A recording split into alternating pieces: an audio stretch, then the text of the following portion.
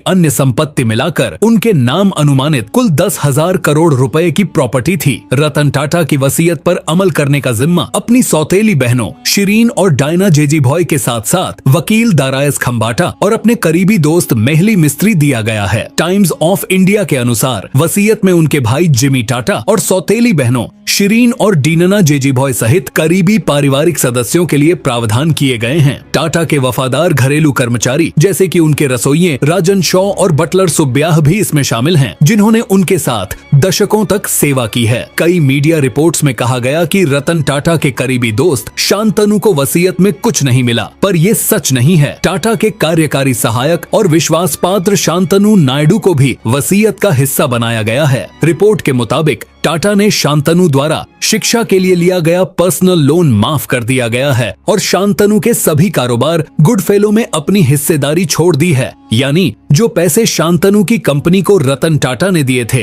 वो अब शांतनु के हो गए हैं। शांतनु को मिली ये बड़ी राहत बताती है कि शांतनु रतन टाटा के आखिर कितने करीबी थे। रतन टाटा ने अपने पेट जर्मन शेफर्ड टीटो की आजीवन देखभाल सुनिश्चित की है। वसीयत में कहा गया है कि 5 से 6 साल पहले गोद लिए गए टीटो की देखभाल शॉ द्वारा की जाती रहेगी, जिसके लिए आर्थिक मदद जीवन भर मिलती रहेगी। ऐसे में ये रकम करोड़ों में जाती है। रतन टाटा के कोलाबा निवास और ताज वेलिंगटन म्यूज में रखे गए 20 से 30 लग्जरी कारों का कलेक्शन अभी तक आवंटित नहीं किया गया है, जिसमें नीलामी या सार्वजनिक प्रदर्शन जैसे विकल्प शामिल हैं। उनका फेमस अलीबाग बीच बंगला और जुहू तारा रोड पर मुंबई निवास भी संपत्ति का हिस्सा है। इस पर भी अभी तक फैसला सामने नहीं आया है। दोस्तों, जैसा कि हमने जाना कि सर रतन टाटा और शांतनु के बीच कितनी करीबी थी, बस इसी बात को लेकर कुछ यूजर्स ने कहा कि काश शांतनु ही सर रतन टाटा के बेटे होते तो कितना अच्छा होता।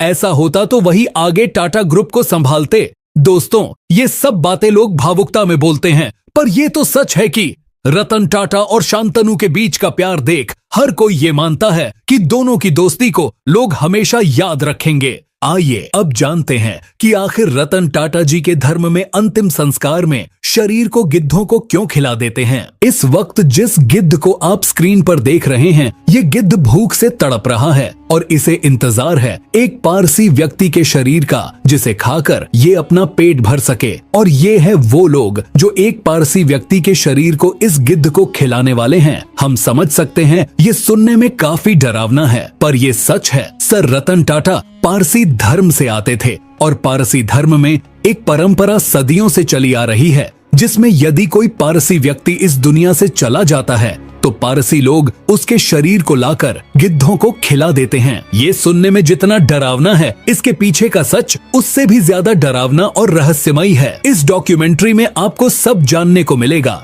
पर उससे पहले अगर आप भी मानते हैं कि सर रतन टाटा एक नेक इंसान थे तो वीडियो को लाइक कर नीचे कमेंट में लिखिए कि ईश्वर उनकी आत्मा को शांति दे, और ऐसी वीडियोस देखने के लिए चैनल को सब्सक्राइब कर लीजिए। आइए आगे बढ़ते हैं। यहाँ देखिए, ये है हिंदू धर्म का दाह संस्कार। यहाँ इस्लाम धर्म में शव को दफनाया जा रहा है, और अब ये है पारसी धर्म का टावर ऑफ साइलेंस, जहां इन गिद्धों ने भीड़ लगा रखी है। कारण कुछ और नहीं बल्कि इन्हें इंतजार है एक पारसी व्यक्ति के शव का, ताकि ये उसे खाकर अपना पेट भर सके। सभी धर्मों में अंतिम संस्कार करने के तरीकों में विभिन्नता देखी जाती है। जहां हिंदू धर्म में दाह संस्कार किया जाता है, वहीं इस्लाम में शव को दफनाने की परंपरा है। इसी तरह पारसी धर्म में भी अंतिम संस्कार का एक अलग तरीका देखने को मिलता है। पारसी धर्म में शव को जलाने या दफनाने के स्थान पर उसे टावर ऑफ साइलेंस के ऊपर रख दिया जाता है। यह टावर एक गोलाकार इमारत की तरह होता है, जिसे दकमा भी कहते हैं। इस दौरान शव को खुले आसमान के नीचे सूरज की धूप में रख दिया जाता है, जिसके बाद गिद्ध, चील और कौवे आदि उस शव को खा जाते हैं। पारसी अंतिम संस्कार के इस तरीके को दोखमेनाशनी कहा जाता है। पारसी धर्म में दोखमेनाशनी की परंपरा सदियों से चली आ रही है, जिसमें व्यक्ति के मरने के बाद उनके शव को प्रकृति की गोद में छोड़ दिया जाता है। इसे लेकर पारसी अनुयायियों का यह मानना है कि शव को जलाने से या फिर दफनाने से प्रकृति गंदी होती है, अर्थात प्रकृति को नुकसान पहुंचता है। वहीं पारसी धर्म के अनुसार इस प्रकार से अंतिम संस्कार करने से चील और गिद्ध जैसे पक्षियों का पेट भी भरता है और प्रकृति को कोई नुकसान नहीं होता। पारसियों में इस प्रकार की परंपरा 3000 साल पुरानी है। जैसे कि आपने जाना, पारसियों के कब्रिस्तान को दख्मा या टावर ऑफ साइलेंस कहते हैं। टावर ऑफ साइलेंस गोलाकार खोखली इमारत के रूप में होता है।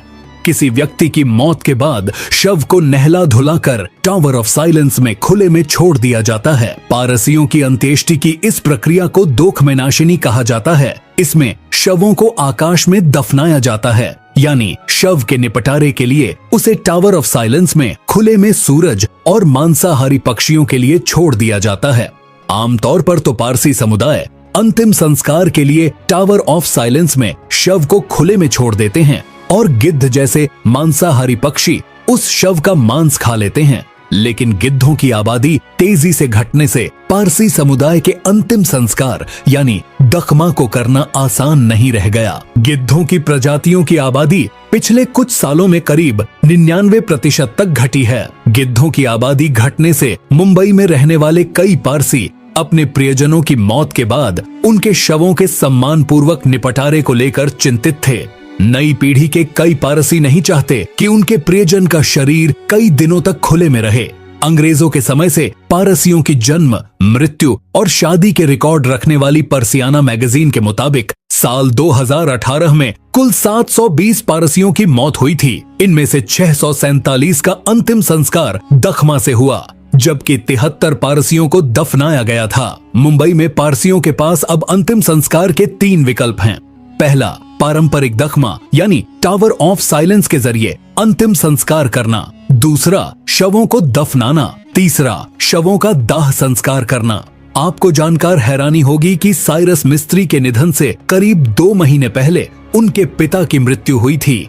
उनका अंतिम संस्कार टावर ऑफ साइलेंस में हुआ था, जबकि सड़क हादसे में जान गंवाने वाले इंडस्ट्रियलिस्ट साइरस मिस्त्री का पारसी परंपरा के बजाय वर्ली के इलेक्ट्रिक क्रिमेटोरियम में अंतिम संस्कार किया गया था।